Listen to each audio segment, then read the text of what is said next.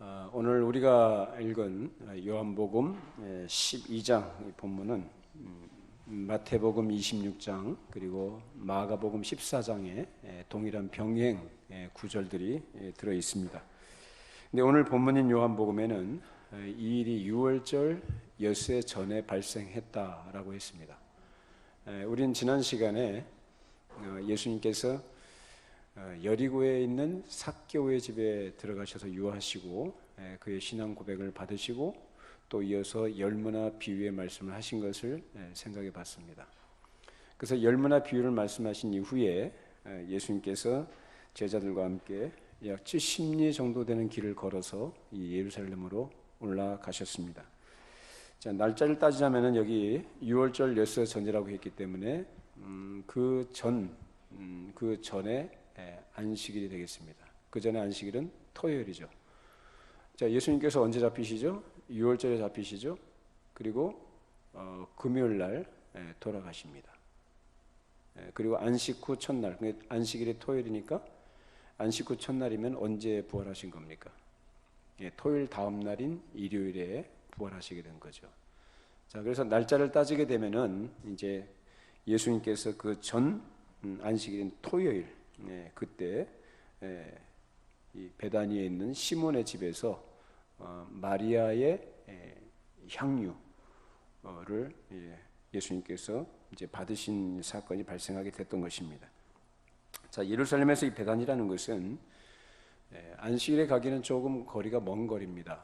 그래서 율법에 따라서 예수님께서도 할 수 있는 대로 율법을 지키시려고 하셨겠죠. 물론 안식일에 하지 말아야 될 일이라고 얘기했던 뭐 병자를 고친다든지 뭐 이런 일들을 하셨던 것은 안식일의 참 정신을 가르쳐 주시기 위해서 그렇게 하셨던 것이지, 예수님께서는 율법 전체를 다 무시하시거나 그것을 범하시는 분은 아니었던 거예요.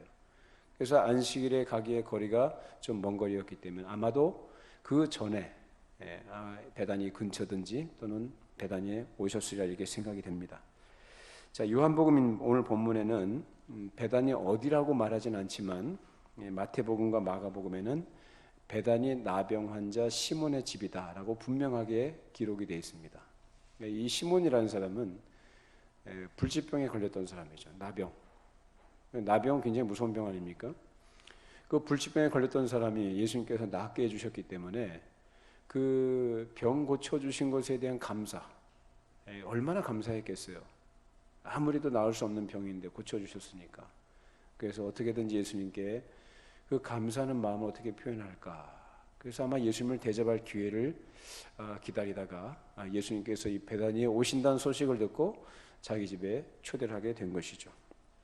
자, 근데 이곳 베다니에는 여러분이 잘 아시는 예수께서 사랑하시는 삼남매가 살고 있었습니다. 마르다, 마리아, 나사로.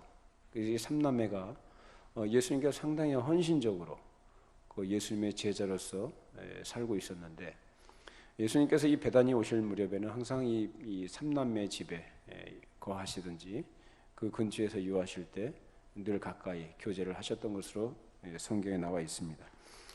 자, 그런데 그들은 이제 시몬이 예수님을 자기 집에 초청을 하니까 그 소식을 듣고 그 전에 예수님을 대접했던 경험이 있었던 그들로서는 아마 예수님을 같이 함께 도와서 좀 그렇게 해보고자 하는 마음이 있었던 것 같습니다. 그래서 이 시몬의 집에 이 삼남매가 갑니다. 그래서 오늘 본문에 보니까 마르다는 일을 하고 나사로는 앉은 자 중에 같이 있고라고 기록이 되어 있어요.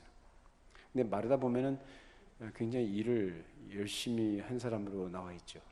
자기 집에 초청했을 때도 분주하게 일을 많이 했던 사람으로, 또 이 시몬의 집에 와서도 열심히 일을 하면서 도왔던 것 같아요. 자, 그렇게 해서 예수님이 이제 식사를 하시게 됐는데, 식사하시는 그 예수님께로 가까이 와가지고 마리아가 귀한 이 향유를 그 예수님의 머리와 발에 붓습니다. 그래서 병행 구절에 보면 예수님의 머리에 부었다는 기록도 있고 예수님의 발에 부었다, 그 예수님의 몸에 부었다라는 것으로 우리가 이해를 하면 될 것 같습니다. 자, 그래서 이렇게 예수님께 향유를 부어서 자기 머리털로 닦아드리게 됐는데, 이것을 본 가룟 유다가 그것을 비난을 하죠. 왜 이렇게 값비싼 향유를 허비하느냐? 그걸 차라리 가난한 자들에게 팔아서 나눠주면 더 좋지 않겠느냐? 굉장히 그 효율적인, 효과적인 것, 이런 것들을 지금 가룟 유다가 얘기를 했어요. 자, 그런데 여기서 우리가 한 가지 주의하고 넘어갈 것은 뭐냐면, 이 사건이 예수님의 공생의 제2년 상반기에 있었던 갈릴리 가버나움에서 있었던 향유를 부은 사건과 상당히 비슷하다는 점입니다. 자, 그것을 한번 확인해 보십시다. 누가복음 7장 36절 46절. 한 바리새인이 예수께 자기와 함께 잡수시기를 청하니 이에 바리새인의 집에 들어가 앉으셨을 때에 그 동네에 죄를 지은 한 여자가 있어 예수께서 바리새인의 집에 앉아 계심을 알고 향유 담은 옥합을 가지고 와서 예수의 뒤로 그 발 곁에 서서 울며 눈물로 그 발을 적시고 자기 머리털로 닦고 그 발에 입 맞추고 향유를 부으니 예수를 청한 바리새인이 그것을 보고 마음에 이르되 이 사람이 만일 선자라면 자기를 만지는 이 여자가 누구며 어떠한 자 곧 죄인인 줄을 알았으리라 하거늘 예수께서 대답하여 이르시되 시몬아 내가 네게 이를 말이 있다 하시니 그가 이르되 선생님 말씀하소서. 이르시되 빚주는 사람에게 빚진 자가 둘이 있어 하나는 500데나리온을 줬고 하나는 50데나리온을 줬는데 갚을 것이 없으므로 둘 다 탕감하여 주었으니 둘 중에 누가 그를 더 사랑하겠느냐? 시몬이 대답하여 이르되 내 생각에는 많이 탕감함을 받은 자니이다. 이르시되 내 판단이 옳다 하시고 그 여자를 돌아보시며 시몬에게 이르시되 이 여자를 보느냐? 내가 내 집에 들어올 때 너는 내게 발 씻을 물도 주지 아니하였으되 이 여자는 눈물로 내 발을 적시고 그 머리털로 닦았으며 너는 내게 입 맞추지 아니하였으되 내가 들어올 때부터 내 발에 입 맞추기를 그치지 아니하였으니 너는 내 머리에 감람유도 붓지 아니하였으되 그는 향유를 내 발에 부었느니라. 자, 여기 등장하는 사람은 바리새인 시몬입니다. 그러니까 베다니의 시몬, 나병 환자였던 시몬하고 이름은 같아요. 그런데 전혀 다른 사람이에요. 여러분 이걸 좀 구분하셔야 됩니다. 혼동하시면 안 됩니다. 다른 사건이에요. 향유를 부은 일도 비슷하지만 여기서 시몬은 예수님을 제대로 존중하지 않았고 예수님을 손님으로 초대해놓고도 결례를 범했습니다. 그러니까 예수님을 손님으로 대접을 제대로 안 한 거죠. 근데 이 여인은 어떻게 했습니까? 죄인이에요. 이 여인은 죄인인 여인이 향유를 가지고 와서 그 옥합에 있던 것을 예수님의 발에 붓습니다. 눈물로 발을 적시고 머리털로 닦아드립니다. 시몬은 예수님 발 씻을 물도 주지 않아요. 이거 아주 큰 신뢰죠. 그 당시 그 사회 손님에 대한 접대 기본이 밖에서 손님이 들어오시면은 먼지가 많이 묻어있는 발을 씻도록 물을 내주는 것이 기본적인 예입니다. 근데 예수님은 어떻게 대접을 했어요?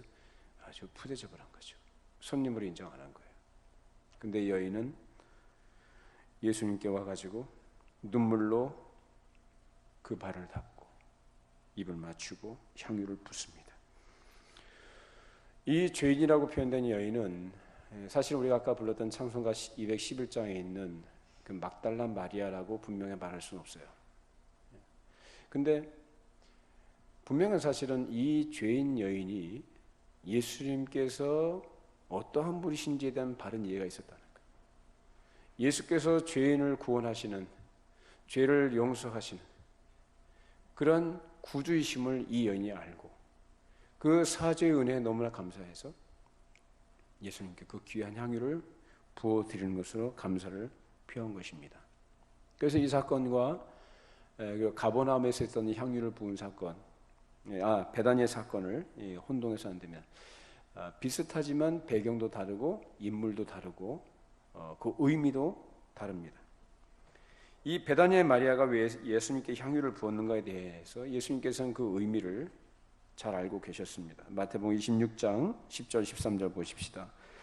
예수께서 아시고 그들에게 이르시되 너희가 어찌하여 이 여자를 괴롭게 하느냐? 그가 내게 좋은 일을 하였느니라. 가난한 자들은 항상 너희와 함께 있거니와 나는 항상 함께 있지 아니하리라. 이 여자가 내 몸에 이 향유를 부은 것은 내 장례를 위하여 함이니라. 내가 진실로 너희에게 이르노니 온 천하에 어디서든지 이 복음이 전파되는 곳에 이 여자가 행한 일도 말하여 그를 기억하리라 하시니라. 자, 마리아는 다른 사람들, 특히나 예수님을 따라다녔던 그 제자들마저도 갖지 못했던 예수님에 대한 바른 이해와 통찰력을 가지고 있었습니다. 그는 예수님의 마음 가운데 있는 것과 그리고 앞으로 하시는 일이 무엇인지에 대해서 깊은 이해와 통찰을 가지고 있어서 예수님의 장례를 위한 상징적인 행위로 이 향유를 부어드린 것입니다. 그런데 이 향유를 부어드렸다고 했는데 이 향유는 얼마나 비싼 것이었는지 유대인들은 그걸 아주 귀하게 여겼고 그것을 자기 몸에다 향수처럼 일부러 뿌리고 다니기도 했다고 합니다. 그리고 돈 좀 있는 사람, 재산이 있는 사람들은 이 향유를 장사를 지낼 때 시체에다가 이거를 붓기도 했고 또는 시체를 넣어두는 동굴로 파는 그 무덤 있죠. 거기에다가 이 향유를 넣어뒀다고도 합니다. 자, 그만큼 비싼 것이었는데 이 마리아가 그렇게 값비싼 향유를 예수님께 부어드리는 거예요. 부었어요. 뿌린 게 아니라 그냥 들이부은 거예요. 다. 그러니까 가룟유다가 그걸 봅니다. 그걸 보고 뭐라고 합니까? 왜 이 값비싼 것을 허비하느냐? 그것을 300데나리온에 팔아서 차라리 가난한 자들에게 더 나눠주는 것이 좋지 않겠냐? 이렇게 얘기를 합니다. 여러분 생각이 어떻습니까? 사랑하면 허비가 아닙니다. 사랑하지 않으면 허비인 거예요. 감사하지 않으면 그것은 아까운 거예요. 근데 감사한 마음이 있으면 전혀 아깝지가 않습니다. 제자들, 특히 가룟 유다는 예수님을 사랑하는 사람이에요, 아니에요? 아니에요. 예수님의 은혜가 무엇인지 어떤 분으로 오셨는지는 이해도 전혀 없기 때문에 감사하는 마음도 없는 사람이에요. 근데 마리아는 알고 있었던 거죠. 자, 이 마리아를 책망하는 가룟 유다를 보시고 예수님께서는 이 마리아를 변호하십니다. 그가 내게 좋은 일을 했다. 그것이 예수님의 장례를 위한 것임을 말씀하시면서 마리아의 행위를 높게 평가해 주셨습니다. 그래서 우리가 생각해 봐야 될 것은 첫째는 마리아가 어떻게 해서 그렇게 그 비싼 향유를 부어 드려야 되겠다고 생각을 했는가 하는 점이고, 그리고 두 번째는 그것이 어떻게 예수님께서 받으심직한 가치 있는 일이 되는가 하는 것입니다. 이 마리아의 행동은 평소에 심사숙고한 결과로 나오는 행동이에요. 그동안 많은 사람들이 예수님의 생애에 대해서 하는 말들을 귀담아 듣고 그것을 마음속에 두었을 것입니다. 또 제2년 중반 무렵 가버나움에서 예수님이 바리새인 시몬이라는 사람의 집에 들어가셨을 때에 거기서 죄인 여인 하나가 귀한 향유 옥합을 가지고 와서 예수님의 발에 부었던 그 사건도 이야기를 들었을 것입니다. 그때 그 죄인 여자가 먼저 눈물을 흘리면서 예수님의 발을 씻고 자기 머리털로 그 발을 닦고 거기다 기름을 부었다는 그런 이야기를 들었던 이 마리아가 그 죄인 여인이 부은 기름보다도 훨씬 값비싼 향유를, 그래서 나드라는 향유예요. 이 한 근을 준비해서 예수님께 드린 겁니다. 자, 그것이 얼마나 귀하고 비싼 것이었는지 그것을 예수님께서 뭐라고 하셨냐면 마가복음 14장 보시죠. 14장 8절 말씀에 뭐라고 합니까?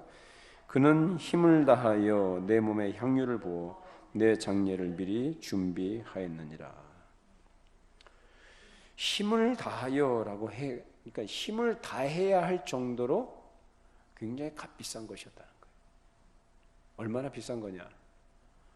300데나리온이라 했어요. 이 가룟 유다가 계산이 굉장히 빠른 사람이에요. 야, 그 한 근 정도 되는 양이면 300데나리온 정도 되겠다. 벌써 계산이 딱 나오죠. 여러분 한 데나리온이면 노동자가 하루 일하는 일당이라고 했습니다. 자, 300데나리온이면 며칠? 300일. 1년 365일. 뭐 휴일 빼고 꼬박 일하면 한 300일 정도 되겠죠. 그럼 오늘날로 식으로 얘기하자면은 보통 직장인들 한 300, 월급 한 300 받나요? 여러분들 그 정도 안 되시나요?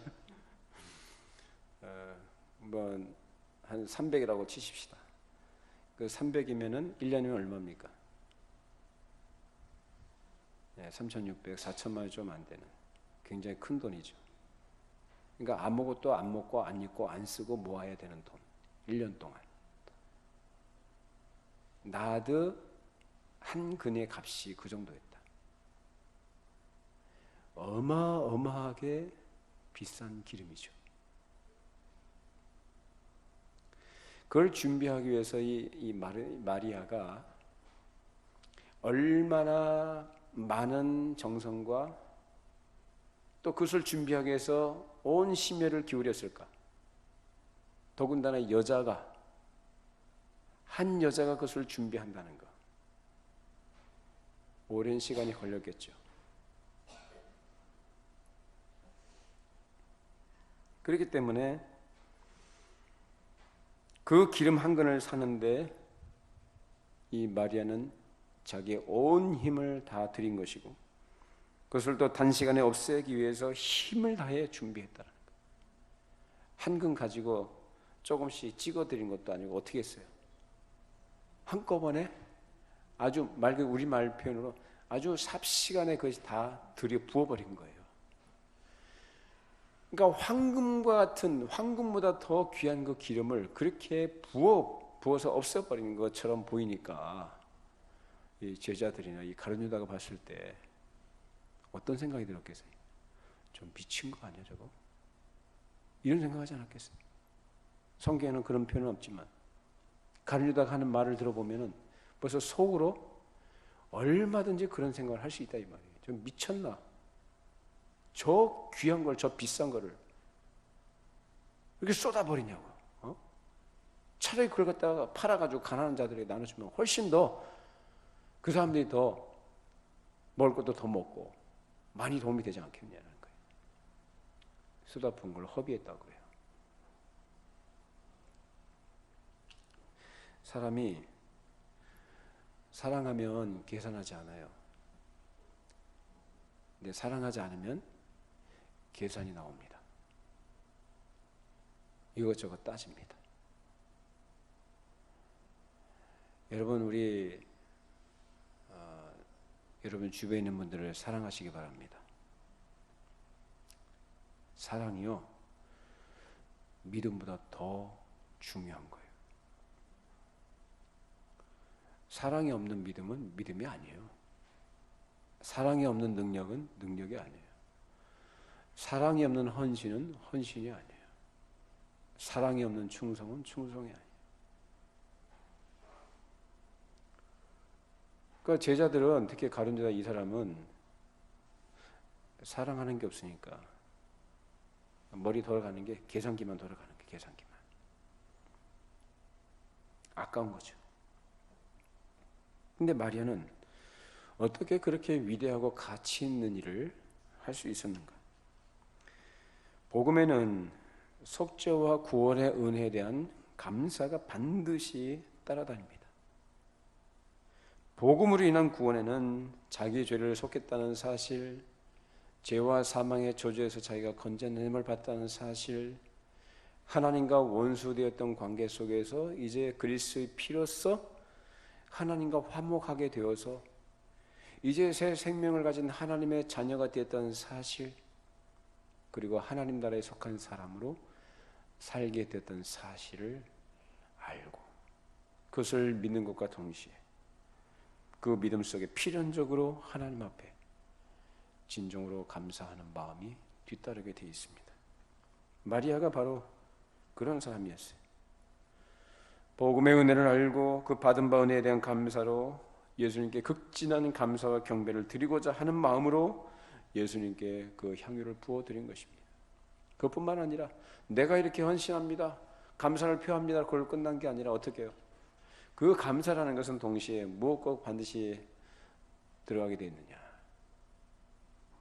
이제 나에게 그런 은혜를 주셨으니까 그 은혜를 주신 목적대로 내가 이제 주의 뜻을 따라서 살겠습니다 라는 것이 들어가 있는 것입니다. 진정으로 은혜를 아는 사람은 감사와 함께 그 은혜에 대한 정당한 반응이 주님을 사랑하는 마음으로 행동하게 되는 것이었고, 마리아의 행동은 바로 그런 것이었습니다. 성경에 보면은 참 이 여인들이 헌신을 참 많이 했던 것으로 나와 있어요. 마리아도 그렇고 물론 마르다도 그랬고요. 또 예루살렘으로 또 갈릴리로부터 온 여인들이 끝까지 예수님의 십자가 그 현장까지 예수님을 따라갑니다. 빌립보성의 자정사 루디아도 그렇게 사도 바울의 복음을 듣고 그 복음을 들은 바대로 이제 그 바울의 말을 따르죠. 그리고 자기의 집을 다 복음을 위한 전초 기지로 내놓습니다. 유럽 최초의 교회가 돼요. 그리고 구약에도 그렇고 보면은 신약에도 그렇고 참 여인들이 그렇게 지극한 정성으로 순전한 마음과 감사, 사랑하는 마음으로 주를 섬기는 예가 굉장히 많이 나옵니다. 뭐 남자들도 그렇습니다만, 근데 좀 대비되는 것이 남자들은 큰 소리는 빵빵 치는데 이 결정적인 순간에 돌아서 버리죠. 특히 베드로가 그런 사람 아니었습니까? 큰 소리 빵빵 치네. 내가 주를 위하여 목숨을 버리겠습니다. 남들은 다 주를 버릴지라 저는 주를 버리지 않겠습니다. 큰 소리 빵빵 치는데, 물론 이제 그 기질대로 또 하나님께서 쓰시기도 하지요. 나중에 변화시켜서. 근데 말 없이 생각을 깊이 하고 차분하게 심사숙고하는 충성된 제자, 그들이 보면 참 여인들이 참 많았다라는 것입니다. 그래서 이 마리아가 그런 사람 중에 한 사람이었는데,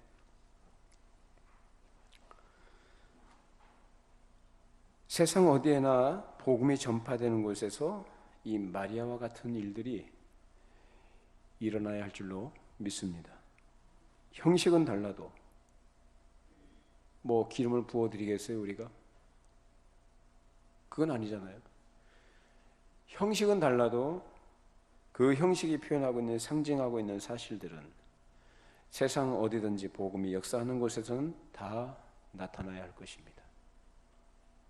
교회사를 보면 뭐 세계교회사, 뭐 한국교회사, 뭐 개교회 교회사 이런 것들을 보면 하나의 교회가 세워지기까지, 또 그 교회가 사명을 감당하기까지 참 말없이 수고하고 눈물로 기도하고 주님을 사랑하는 그 사랑의 헌신에 의해서 이루어졌던 것을 우리는 쉽게 찾아볼 수가 있습니다. 말을 앞세우거나 어떤 자기의를 과시하기 위한 것이 아니라 진정으로 복음의 은혜가 무엇인지를, 구원의 은혜, 속죄의 은혜가 무엇인지를 아는 사람들, 그 갚을 수 없는 그 은혜가 너무너무 감격스럽고 감사해서 나 같은 것을 주께서 이렇게 사랑해 주시고 은혜를 주셔서 있게 하신 것. 그래서 그 은혜에 대한 감사예요. 우리의 모든 수고와 사랑의 수고, 이 모든 것들은 그 은혜에 대한 감사로 나오는 것들이어야 마땅합니다. 사실 우리 교회도 11년이 지났습니다만은 사실상 아무것도 없는 빈손으로 하나님께서 그 가운데서 시작하게 하셨고,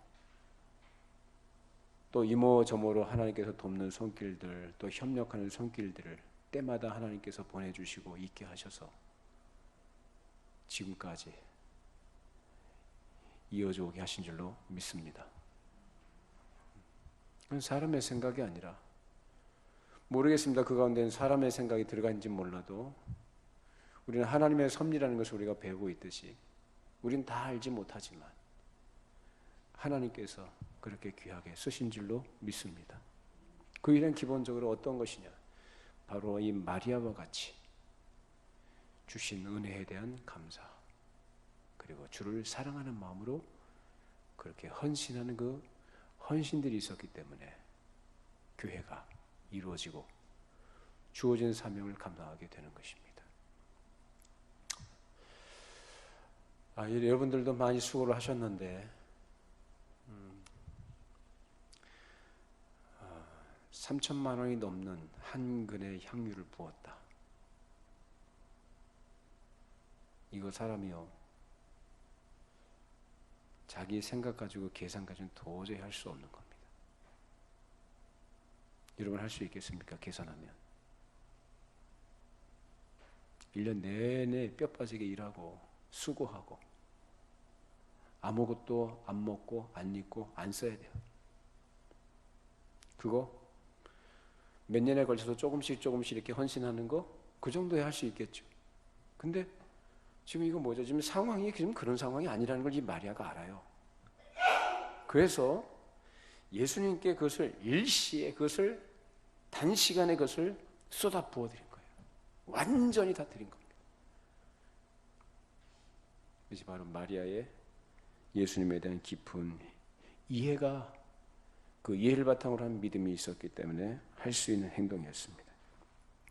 그 당시 제자들은 예수님의 가르치신 말씀들과 그리고 순환에 대한 말씀을 여러 번 들었음에도 불구하고 전혀 그 의미를 제대로 이해를 못했어요. 그런 반면에 베다니 마리아는 이전에 예수님께서 자신의 집에 오셨을 때에 말씀하시고 가르치시는 그것을 그 발치에 앉아서 들었던 적이 있었습니다. 자, 우리 누가복음 10장 38절 39절입니다. 이 길을 갈 때에 예수께서 한 마을에 들어가심에 마르다라 이름하는 한 여자가 자기 집으로 영접하더라. 그에게 마리아라 하는 동생이 있어 주의 발치에 앉아 그의 말씀을 듣더니, 우리 전에 한번 살펴봤던 말씀이죠. 예수님께서 이 마르다의 집에 들어가셔서 이제 음식을 이제 대접 받게 되시는데, 그때 마르다는 굉장히 분주하게 일을 했습니다. 근데 마리아는 어떻게 했어요? 아무것도 안 했다는 얘기는 아닙니다. 마리아가 자기가 할 일을 하고서 예수님의 말씀을 듣기 위해서 발치에 앉아서 말씀을 들었던 거예요. 자, 그때 예수님께서 무슨 말씀을 하셨는지는 기록이 안 나와 있으면 우리가 모르지만 예수님께서 무슨 말씀하셨을까요? 뭐 일상적인 돌아가는 얘기 하셨겠어요? 무슨 얘기 하셨겠어요? 예수님께서 하셨던, 나는 내 말을 하는 것이 아니라 나를 보내신 이의 말을 한다라고 말씀하신 것처럼 예수께서 하신 말씀은 회개하라 천국이 가까이 왔다라고 말씀과 일맥상통하는 말씀들, 즉 천국 복음을 가르쳐 주셨을 것입니다. 은혜의 복음을 가르쳐 주신 줄로 믿습니다.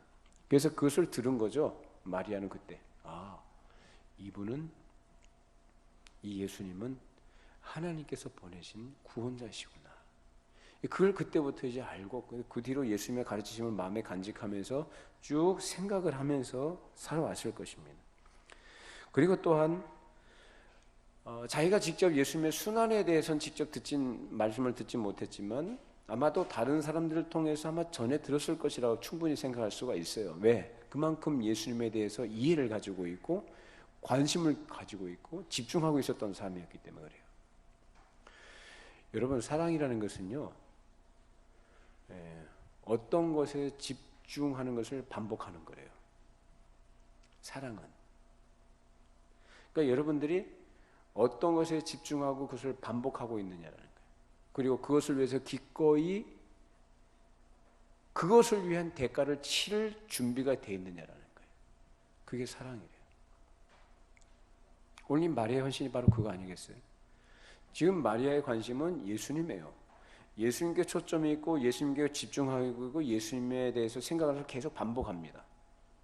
그러면서 예수님이 이제 앞으로 하실 일이 무엇인가에 대해서 이제 거기서 이해가 깊은 생각을 통해서 어떤 판단이 내려질 것이고 지금 이 때가 이제 마지막이다라는 거예요. 자기가 예수님께 대해서 헌신할 수 있는 그 유일한 기회가 되었을 것이다라고 이렇게 생각을 하고 그렇게 예수님께 향유를 부어드린 것입니다.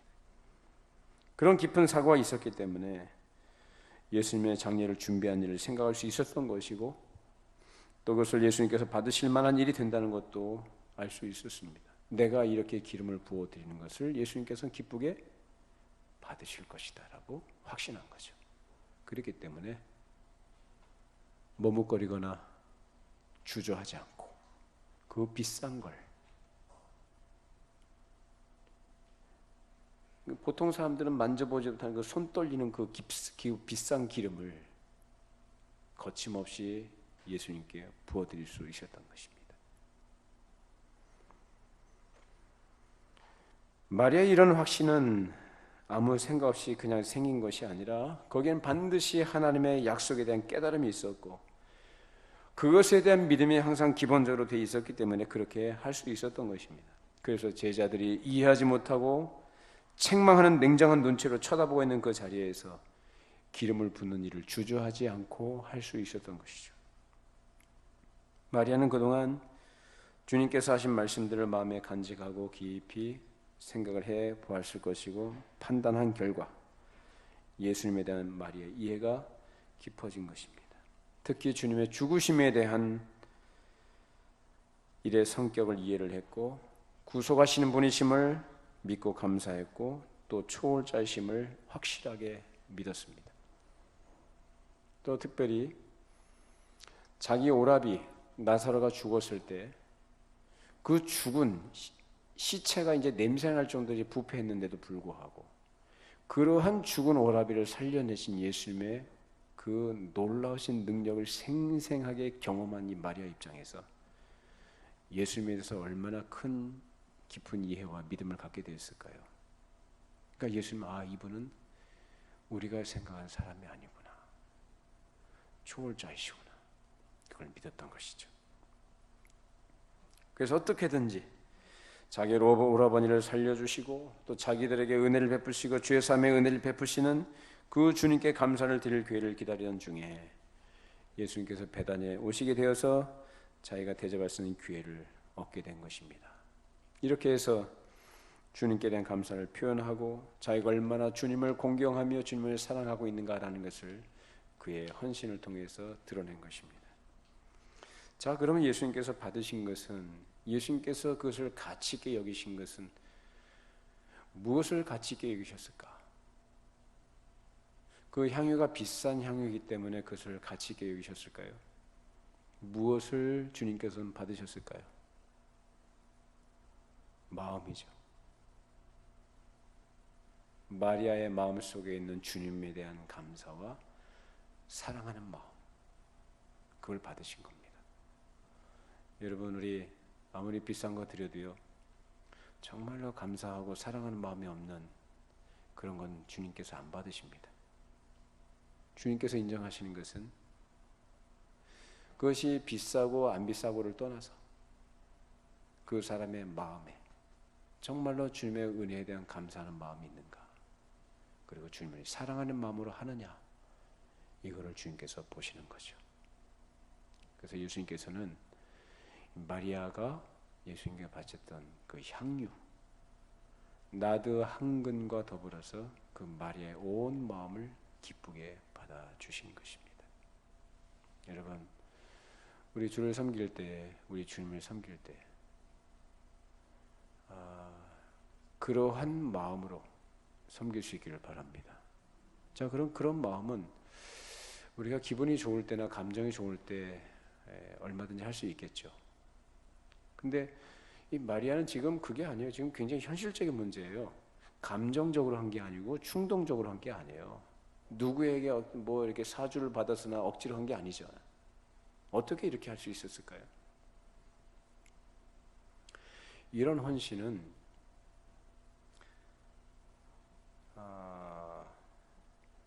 예수님에 대한 이해가 없이 그리고 예수님이 누구신지에 대해서 또 은혜가 무엇인지는 확신이 없이는 나올 수 없는 거예요. 그렇다면 이 마리아는 어떻게 해서 이렇게 할 수 있었을까? 그동안 예수님께서 가르친 말씀들을 귀담아 듣고 마음에 깊이 간직하고 그것을 깊이 생각을 하는 거예요. 아, 예수님이 이런 분이구나. 아, 이분은 하나님께서 보내신 분이구나. 우리의 죄를 위해서 대속제물로 오신 분이구나. 이런 것들을 점점점 깨달아가고 알아가는 것이요. 그것이 뭐냐? 성숙한다, 장성한다라는 것입니다.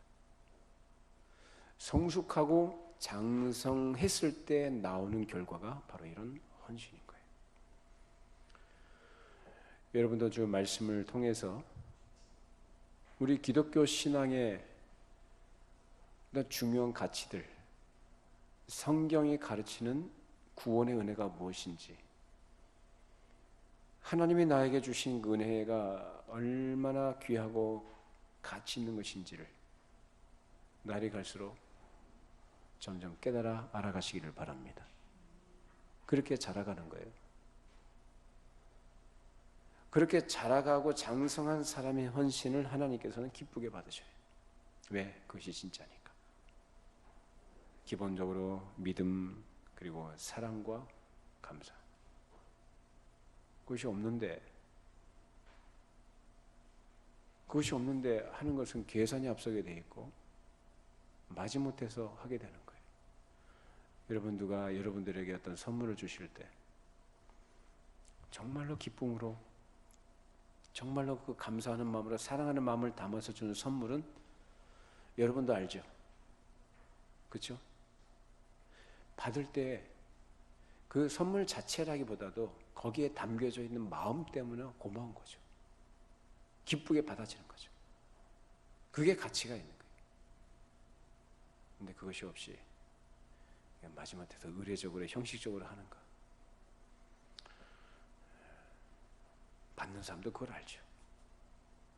근데 마리아는 그런 게 아니라 주의 은혜에 대해서 감사하는 마음, 믿음이 기본이 되어 있고 그 다음에 감사, 그리고 사랑하는 마음으로 장성한 그러한 믿음의 표현으로 그렇게 주님께 드릴 수 있었던 것입니다.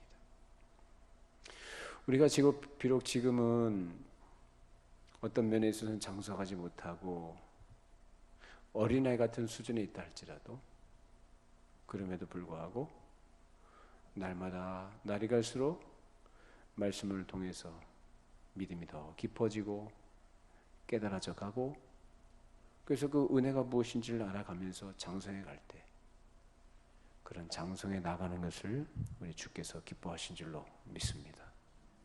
여러분 모두에게 그런 성숙과 장성함이 있기를 바랍니다. 기도하겠습니다. 거룩하신 하나님 아버지, 오늘 마리아가 주님께 향유를 부은 사건을 함께 생각해 보았습니다.